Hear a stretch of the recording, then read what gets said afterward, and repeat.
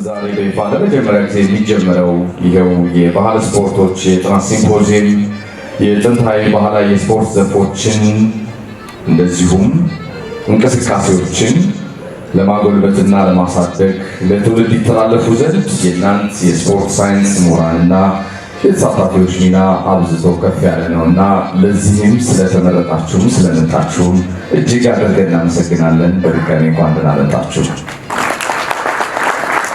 የኢትዮጵያ የባህል ስፖርቶች ፌዴሬሽን ከኢትዮጵያ ፌዴራላዊ ዲሞክራሲያዊ ሪፐብሊክ የባህልና ስፖርት ሚኒስቴር ጋር በጋራ በመተባበር የመጀመሪያውን የባህል ስፖርቶች ሲምፖዚየም ሲያዘጋጅም ከፍ ያለ ክብርና ኩራት ይሰማዋል።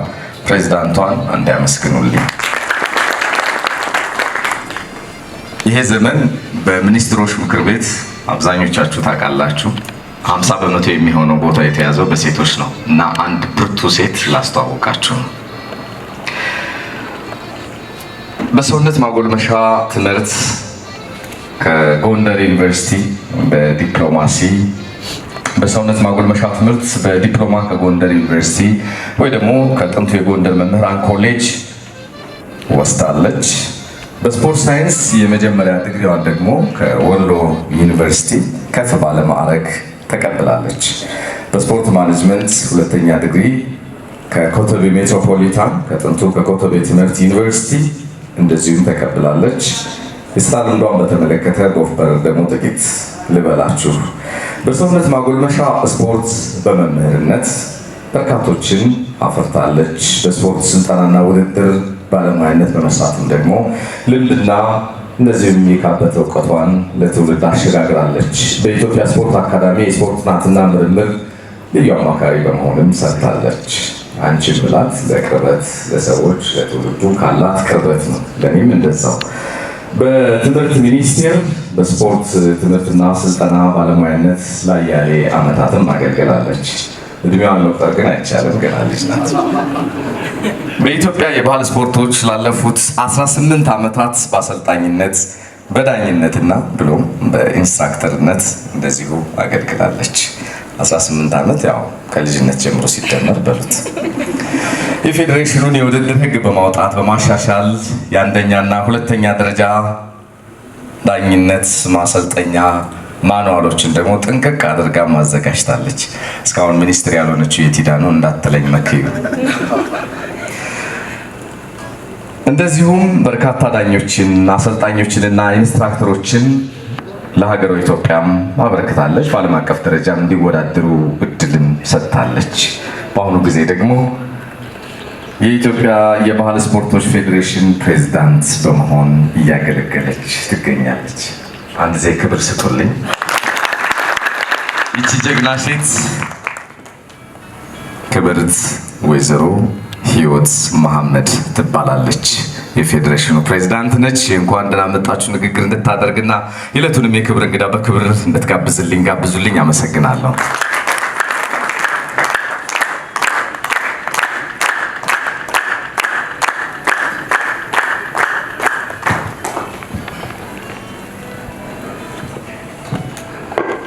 ክብራት ይስጥልኝ።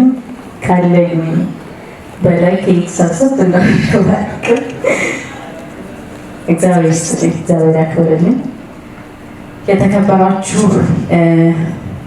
እንግዶቻችን፣ እንግዲህ ክቡር አቶ መክሊል መሐመድ የባህልና ስፖርት ሚኒስቴር የስፖርት ዘርፍ ሚኒስትር ዴኤታ እንዲሁም የዕለቱ የክብር እንግዳ፣ የተከበራችሁ የሕዝብ ተወካዮች ምክር ቤት የጤና ማህበራዊና የስፖርት ዘርፍ ቋሚ ኮሚቴ አባላት፣ የተከበራችሁ የሀገር አቀፍ የስፖርት ማህበራት ፕሬዝዳንቶች፣ የተከበራችሁ የሁሉም ክልልና ከተማ አስተዳደር ቢሮ ኃላፊዎች፣ ጥሪ የተደረገላችሁ የተከበራችሁ የሁሉም ዩኒቨርሲቲ ፕሬዝዳንቶች፣ የስፖርት ሳይንስ ዲፓርትመንት የስፖርት ሳይንስ ኢንስቲትዩት ዲኖች፣ የተከበራችሁ የሁሉም ከተማና ክልሎች የባህል ስፖርት ፌዴሬሽን ፕሬዝዳንቶች፣ ተወካዮች፣ የተከበራችሁ የሚዲያ ባለሙያዎች፣ ጥሪ የተደረገላችሁ እንግዶች፣ የኢትዮጵያ የስፖርት ሳይንስ ምሁራን ፕሬዚዳንት፣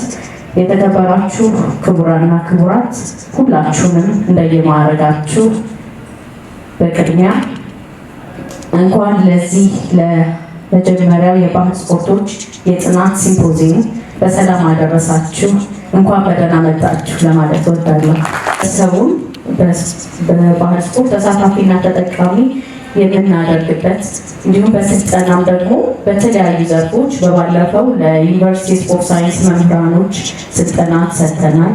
ለስፖርት ጋዜጠኞቻችን በእውቀት ላይ የተመሰረተ ስለ ባህል ስፖርት የሚዲያ ሽፋን እንዲሰጠው ከማድረግ አኳያ እሱንም ስልጠናዎች ሰጥተናል። በቀጣይ በሌሎች የሙያ ዘርፎችም ሁሉም ባህላችን ሁላችንም ባለድርሻ ካለን ስፖርቱን ለማሳደግ ስለዚህ በባህል ስፖርቶቻችን የግንዛቤ ስልጠናዎቻችንን የምናበዛ ይሆናል። እንዲሁም ታዳጊ ወጣቶች ስልጠና ላይ የባህል ስፖርትን በልዩ ሁኔታ የምንሰጥ ይሆናል ማለት ነው። እነዚህን አበይት ተግባራት ካስቀመጥን እንግዲህ አንዱ አሁን የገለጽኩት ይሄ መድረክ ትልቁ ፕሮግራም እና ትልቁ መድረክ ነው ማለት ነው። ስለሆነም በዚህ መድረክ ላይ እንግዲህ ስፖርቶቻችንን በማልማት በሚቀርቡትን ሰነድ መነሻ በማድረግ ስፖርቶቻችንን ለማሳደግ ሁላችንም ባለድርሻ አካላቶች በእኔነት ስሜት የራሴን ስፖርት እንዴት ላሳድገው ብለን ሁላችንም ወደ ራሳችን በመውሰድ ስፖርቱን ለማሳደግ ትልቅ ግብአት የምንሰጥበት በተለይ ለፌዴሬሽን አቅጣጫዎችን በዚህ መልኩ ብትሄዱ ስፖርቱ ያድጋል እንደ ሀገር የምንልበት መድረክ ነው ማለት ነው። ስለዚህ እኔ የዛሬው መድረክ ለባህል ስፖርት ትልቅ ትንሣኤ ነው ብዬ ነው የምወስደው።